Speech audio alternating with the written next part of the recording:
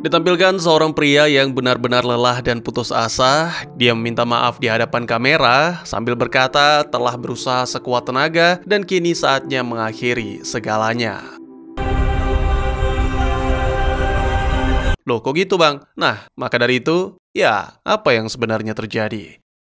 Selamat datang dan selamat berjumpa kembali bersama saya Teguh Gusto. Bagaimanapun kabar dan dimanapun berada, jangan biarkan rasa putus asa membuatmu lupa bahwa badai pun selalu memiliki akhir, jadi tetaplah berjuang. Seperti biasa, saya akan bercerita yang tentu saja tentang sebuah film. Dan kali ini berjudul Alone, sebuah film yang rilis pada tahun 2020, disutradarai oleh Johnny Martin, serta dibintangi oleh para aktor dengan kemampuan akting yang tidak perlu diragukan. Mari jangan berlama-lama, mari siapkan kopinya dan mari kita lanjutkan cerita.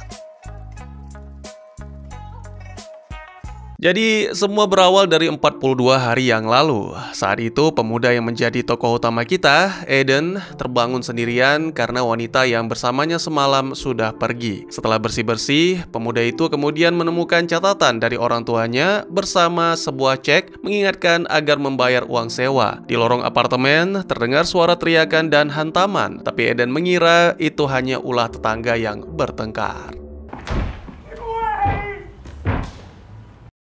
Begitu menyalakan televisi, Eden melihat siaran darurat. Tiba-tiba terdengar sirine dan jeritan dari jalanan. Eden pun bergegas ke balkon dan melihat kekacauan. Bahkan ada helikopter yang kehilangan keseimbangan sehingga menabrak sebuah gedung. Orang-orang berlarian kemana-mana dan seorang gadis kecil yang kebingungan meminta tolong. Tapi mendadak dia dan seorang pria justru melompat menyerang seorang lansia sampai tewas.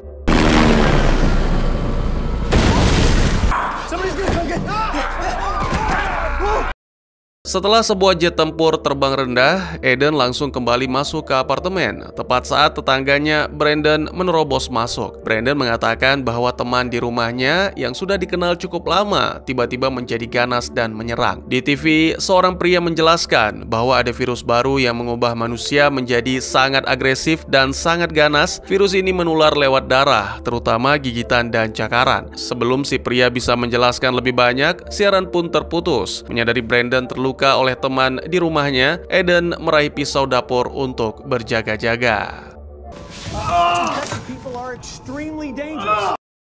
Di koridor, suara orang berteriak dan menghantam pintu terdengar makin keras. Sementara mata Brandon mulai berdarah dan wajahnya perlahan berubah. Eden maksanya keluar dan segera setelah itu menahan pintu karena Brandon tiba-tiba mengamuk dan mencoba meraih Eden. Dengan susah payah, Eden berhasil mengunci pintu dan mengintip lewat lubang, terkejut saat melihat orang-orang saling memangsa di koridor.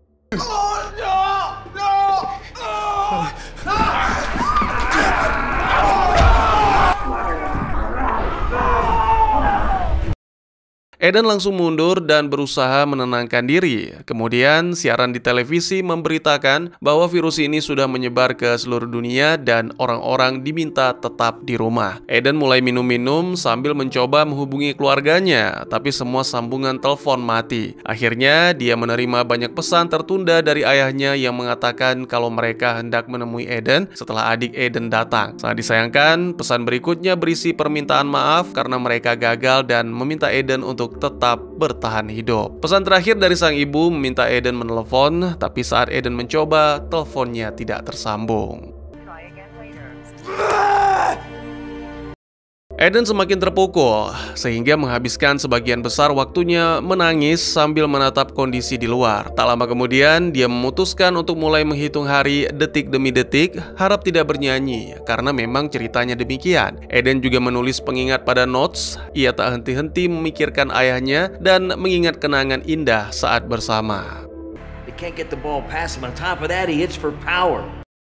Pada hari ke-6, Eden mulai memindahkan barang-barang di apartemen demi mengganti suasana. Para ahli yang tampil di televisi membahas bagaimana karantina mempengaruhi kondisi mental orang-orang. Di hari ke-7, Eden mencoba merekam vlog, tapi teriakan dan suara orang-orang yang saling menghabisi di koridor terus membuat suasana mencekam. Eden berusaha menjelaskan bagaimana suara-suara itu mempengaruhi pikiran, tapi pada akhirnya dia mematikan laptop.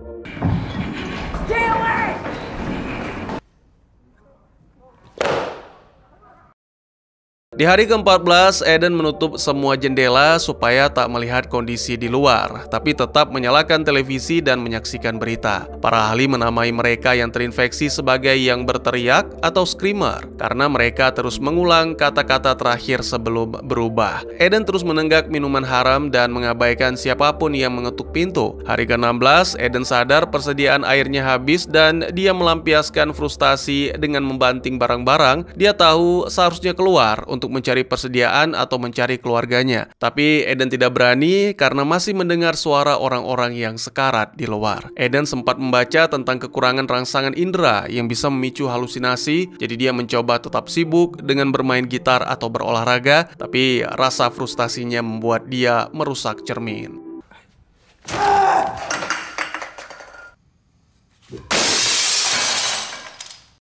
Suatu malam, Eden mendengar suara aneh dari kamar mandi dan bersiap dengan pemukul baseball. Namun dia langsung bersembunyi begitu melihat salah satu screamer masuk melalui ventilasi. Screamer wanita itu terus mengulang kata-kata tidak sambil mencari ke sekeliling hingga Eden memanfaatkan momen untuk menyerangnya.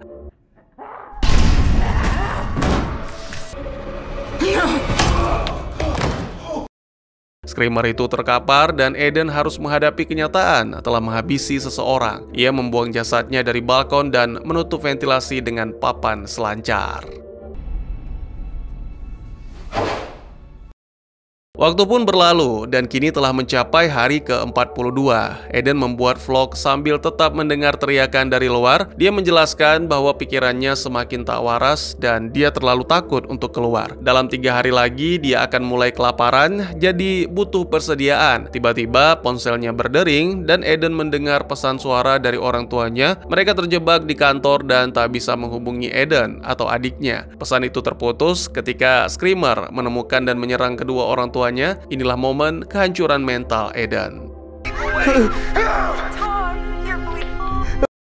Putus asa mencari pelampiasan, Eden meraih pemukul baseballnya dan keluar dari apartemen. Di sana ia menemukan Brandon tergeletak di lantai sambil mengulang kata "aku baik-baik saja". Eden bersiap memukulnya, tapi dia tak sanggup melakukan. Di saat itulah segerombolan screamer mencoba menyerangnya, jadi dia bergerak cepat menghindar dan lari secepat mungkin. Karena screamer memblokir jalan, Eden menuruni tangga dan menunggu beberapa orang berlari.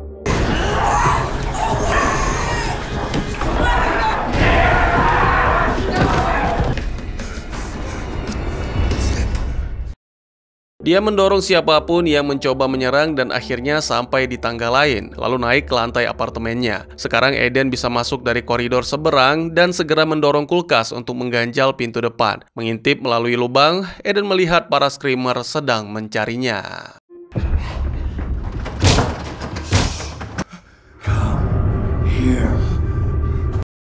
Tak lama kemudian, Eden mendengar suara keras lalu listrik di apartemen padam. Saat dia melihat keluar jendela, ternyata seluruh listrik di kota padam. Malam itu, Eden tertidur sambil memimpikan keluarganya. Dan keesokan paginya, dia terbangun karena suara screamer masih terdengar di lorong. Lelah dengan semua ini, Eden nyaris mengakhiri segalanya. Niat itu terhenti karena melihat seorang gadis di apartemen seberang yang ternyata masih hidup dan sehat.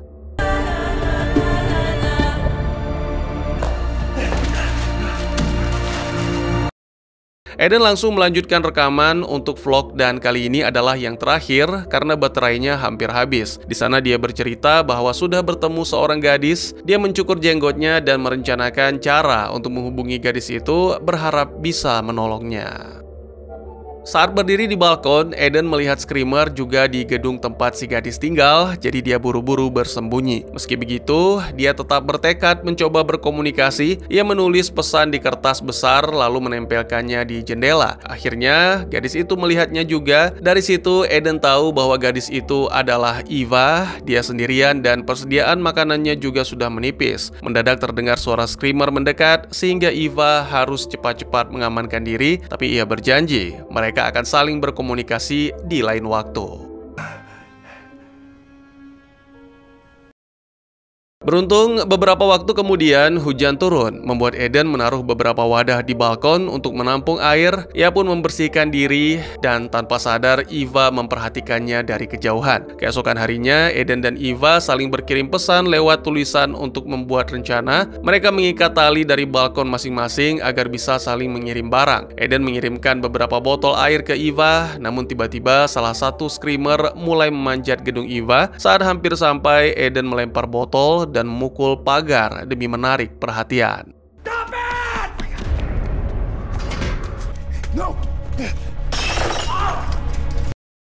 Cara-cara itu berhasil sehingga Screamer kini mengejar Eden. Sementara Screamer lain di koridor mulai berusaha mendobrak pintu sampai kulkas yang menahan tergeser. Eva juga ikut melempari Screamer itu dengan barang-barang, tapi Eden tetap berusaha menarik perhatian Screamer itu ke arahnya sendiri. Begitu Screamer sampai di balkon, Eden segera masuk ke apartemen, mengunci balkon, lalu buru-buru mendorong kulkas lagi untuk menahan pintu depan.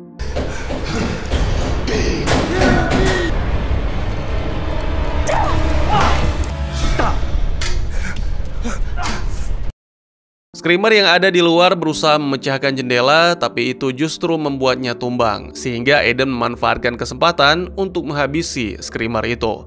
Stop it!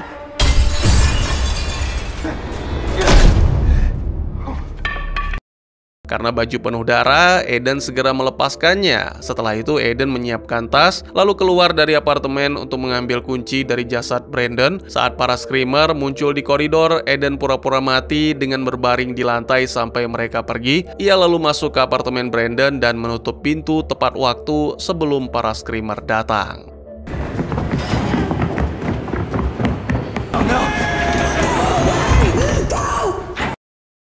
Di dalam, Eden melihat noda darah di dinding dan satu jasad yang tergeletak di ranjang. Eden mengambil persediaan makanan yang masih ada, lalu terkejut menemukan peralatan panjat. Saat memeriksa kamar tidur, dia menemukan kapak es di bawah ranjang. Bersamaan dengan itu, salah satu Screamer muncul dari kamar mandi. Ditambah lagi, jasad wanita yang tergeletak di atas kasur pun bangkit menjadi Screamer. No!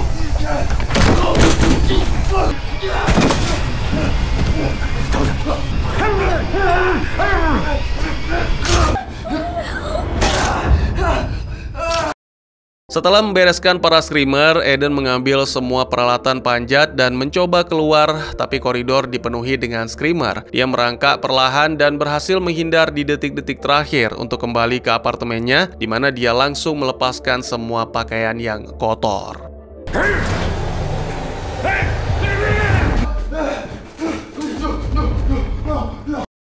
Saat meriksa peralatan panjat, Eden mendapati ada sepasang walkie-talkie. Segera dia menyambung beberapa kain di balkon untuk turun ke bawah dan berhasil mendarat dengan selamat, menemukan mayat-mayat yang sudah dimakan. Terlihat ada Screamer yang masih berlarian, jadi Eden segera merayap diam-diam, lalu melempar walkie-talkie ke balkon Eva, dan akhirnya kembali lagi ke apartemennya sendiri.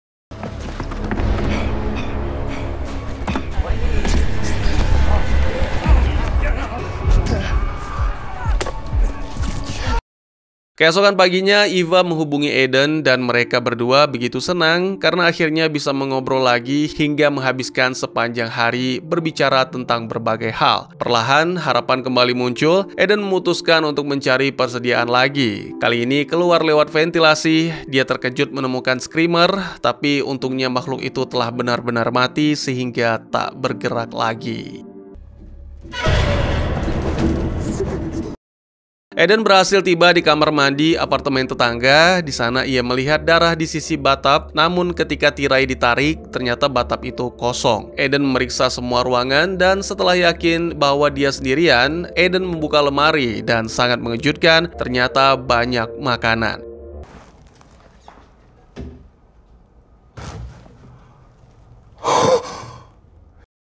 Eden langsung makan sedikit untuk memastikan, lalu menghubungi Eva menggunakan walkie-talkie, sangat bersemangat menyampaikan kabar itu sambil mulai membicarakan rencana kabur dan mencari keluarga mereka. Eva mengatakan bahwa setiap hari ada para Screamer di dinding apartemen dan sudah sangat lelah menghadapinya. Karena itu dia pun telah menyambung kain-kain menjadi tali dan ingin pindah ke apartemen Eden. Situasi mulai menegang saat Eden menyadari pintu depan yang diamankan, pertanda ada orang lain di apartemen itu. Eden menemukan pintu lain yang sebelumnya tidak ada dan ternyata ada lubang pada dinding. Tiba-tiba seorang pria tua muncul di dapur membawa senjata rakitan sendiri. Namun setelah memastikan Eden bukan Screamer, Pak Tua yang bernama Edward itu pun menurunkan senjatanya, lalu menjelaskan bahwa ia datang dari apartemen lain lewat lubang itu beberapa minggu lalu. Pak Tua itu juga menjelaskan tentang pemilik apartemen ini yang mengakhiri segalanya dan tewas di batap, jadi Edward membuangnya ke lorong. Edward dengan ramah membagikan daging simpanannya dan membiarkan Eden mengambil makanan dari lemari karena diri sudah cukup banyak persediaan. Mereka lalu berbincang soal situasi dan mulai membahas hal-hal filosofis tentang kesepian dan keharusan menghabisi manusia lain yang telah menjadi Screamer demi bertahan hidup. Karena tak bisa berlama-lama, Eden pun segera mengumpulkan makanan lalu bergegas pulang. Namun beberapa menit kemudian, Eden terbangun di kamar tidur, tempat Edward menyembunyikan istrinya yang sudah terinfeksi. Edward ingin menjadikan Eden makanan bagi istrinya, tapi si istri tidak mau menyerang tubuh yang tidak sadar. Jadi Edward mengikat Eden dan menunggunya sadar. Edward menawarkan obat agar Eden tidak merasakan sakit, dan Eden mulai curiga bahwa Edward sudah melakukan hal ini pada tetangga mereka sebelumnya. Edward bersumpah bahwa dia benar-benar menemukan tetangga itu sudah mati di batap, dan karena istrinya tak mau makan mayat, Edward akhirnya menjadikan 2 anjing peliharaan sebagai makanan istrinya. Tiba-tiba Eva memanggil lewat walkie-talkie sehingga Edward pergi untuk memeriksa suara itu. Eden berusaha keras membebaskan diri hingga berhasil merusak ranjang dan lepas dari ikatan. Dia lalu menarik Edward kembali ke dalam kamar hingga Edward dimangsa sendiri oleh istrinya. Jesus Christ! Help me! No! Setelah itu, Eden mengambil walkie-talkie dan Eva memberitahu bahwa Screamers telah masuk ke apartemennya. Eden langsung berlari keluar apartemen, dikejar Screamers di lorong. Karena pintu apartemennya tertutup kulkas, Eden beralih ke apartemen Brandon. Dari jendela, dia melihat Eva bersembunyi di balkon, sementara para Screamer berusaha mendobrak pintu kaca. Dengan hati-hati, Eden melompat dari balkon Brandon menuju ke balkonnya sendiri dan mencoba turun lewat tali kain. Benturannya menarik perhatian salah satu Screamer, yang mana segera mengejarnya.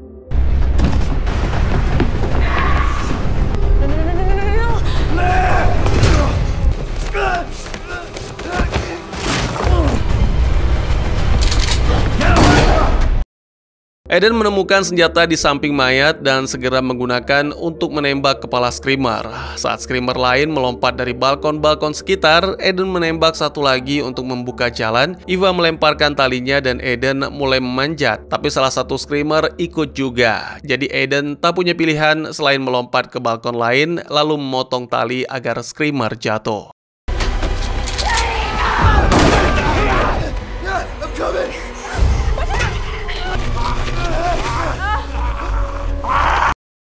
Setelah itu, Eva berhasil turun dan bertemu Eden di lantai bawah. Mereka langsung berpelukan erat. Saat mereka masuk ke dalam apartemen, Screamers ikut masuk karena pintu terbuka, tapi mereka berhasil berlari ke dalam, mengunci diri, dan Screamers justru lewat begitu saja. Karena masih banyak Screamer di lorong, mereka lari menuju tangga dan Eden menghancurkan gagang pintu dengan pemukulnya.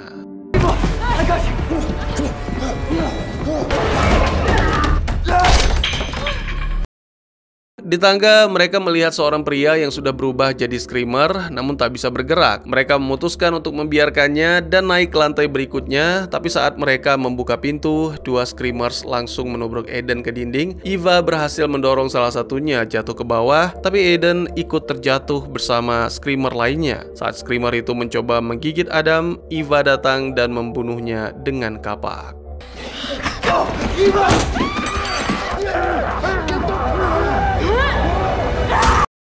Mereka berdua lalu berlari menyusuri lorong secepat mungkin, memukul dan mendorong siapapun yang mencoba menyerang mereka. Lorong itu ternyata menghubungkan kedua gedung dan Eva berhasil masuk ke apartemen Eden, tapi Eden disergap oleh Screamer yang sejak awal sudah menunggu di depan pintunya. Sosok menyeramkan itu mencoba menerkam Eden, lalu Eden berhasil menariknya masuk dan menghabisinya.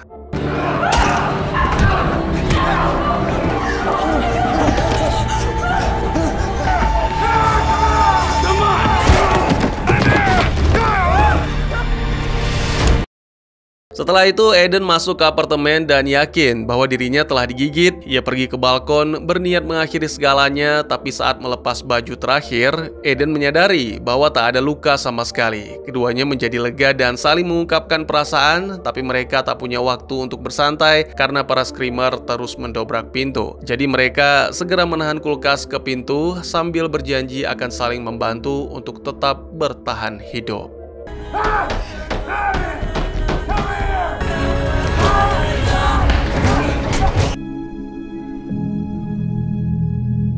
Dan tamat. Saya pikir film ini sangat menyentuh tentang perjuangan seorang pemuda bernama Eden dalam bertahan hidup di tengah wabah mematikan yang mengubah manusia menjadi makhluk buas. Di balik cerita horor dan ketegangan, tersimpan makna mendalam tentang kekuatan mental, harapan, dan pentingnya hubungan antar manusia. Ketika dunia di sekitarnya runtuh dan kesepian menggerogoti pikiran, Eden sempat terjatuh ke titik paling rendah dalam hidupnya. Namun, munculnya sosok Eva, seorang gadis yang bertahan hidup di seberang apartemen, menjadi titik terang yang menyalakan kembali semangat hidupnya. Hal ini menunjukkan bahwa harapan bisa tumbuh bahkan dalam situasi tergelap, dan bahwa kehadiran orang lain bisa menjadi penyelamat dalam arti sesungguhnya. Film ini juga memperlihatkan bahwa bertahan hidup bukan hanya soal kekuatan fisik, tetapi lebih banyak ditemukan oleh kekuatan mental. Eden harus menghadapi tekanan batin, trauma kehilangan keluarga, dan godaan untuk menyerah. Namun, keberaniannya untuk tetap melangkah bahkan dalam ketakutan menegaskan bahwa keberanian sejati bukan berarti tidak takut, melainkan tetap bertindak meski ketakutan itu ada. Hal ini memberi pelajaran berharga bahwa dalam situasi apapun, jangan pernah meremehkan kekuatan tekad dan semangat untuk hidup. Di sisi lain, karakter Edward menunjukkan sisi gelap dari kesepian dan keputusasaan. Awalnya tampak bijak dan penuh pengalaman, namun ternyata menyimpan niat mengerikan demi mempertahankan hal yang menurutnya berharga. Ini menjadi peringatan bahwa dalam situasi krisis, tidak semua orang bisa dipercaya dan kewaspadaan menjadi hal penting demi keselamatan. Pada akhirnya, Eden dan Eva berhasil saling menyelamatkan dan bertahan dari ancaman luar maupun dalam. Mereka tidak hanya selamat secara fisik, tapi juga secara emosional karena mampu menjaga harapan dan saling mendukung. Dari film ini kita bisa mengambil pesan moral bahwa hidup selalu menyisakan peluang untuk bangkit selama kita tidak menyerah. Badai memang bisa mengguncang segalanya, tetapi bukan berarti harapan ikut sirna. Dalam dunia yang tampak runtuh sekalipun, manusia masih bisa menemukan cahaya kecil yang menguatkan, dan mungkin dari situlah kita belajar bahwa tak peduli seberapa berat keadaan, selalu ada alasan untuk tetap bertahan. Pada akhirnya, kisah yang menggugah tentang perjuangan manusia dalam isolasi ekstrim yang memperlihatkan bagaimana rasa takut, kehilangan, dan harapan bisa bertabrakan dalam sisi waktu. Film ini menyampaikan bahwa jangan pernah menyerah karena bahkan di dunia yang tampaknya sudah berakhir, masih ada tempat untuk harapan, hubungan, dan cinta. Dalam gelapnya kehancuran, selalu ada cahaya kecil yang membimbing kita untuk tetap bertahan dan melangkah ke depan. Bagaimana menurut kalian? Mungkin segitu saja teman-teman, terima kasih buat yang sudah menyaksikan. Silahkan memberikan komentar, bertanya, ataupun merequest kira-kira film apa yang menarik untuk dibahas. Bisa lewat kolom komentar, atau buat yang malu-malu bisa via DM ke Instagram saya di @tekugusto. Insya Allah pasti akan dibaca. Mari kita jadikan kolom komentar sebagai sarana penambah wawasan dan menciptakan jalinan persaudaraan, bukan malah menjadikannya sebagai tempat pembulian sehingga menciptakan permusuhan. Jangan lupa untuk dukung terus channel ini dengan cara share, like, dan subscribe, karena dukungan dari kalian sangat berharga bagi saya demi perkembangan channel ini. Saya Gusto, sampai jumpa di video selanjutnya. Tetap semangat, tetap bersyukur setiap hari. Dadah!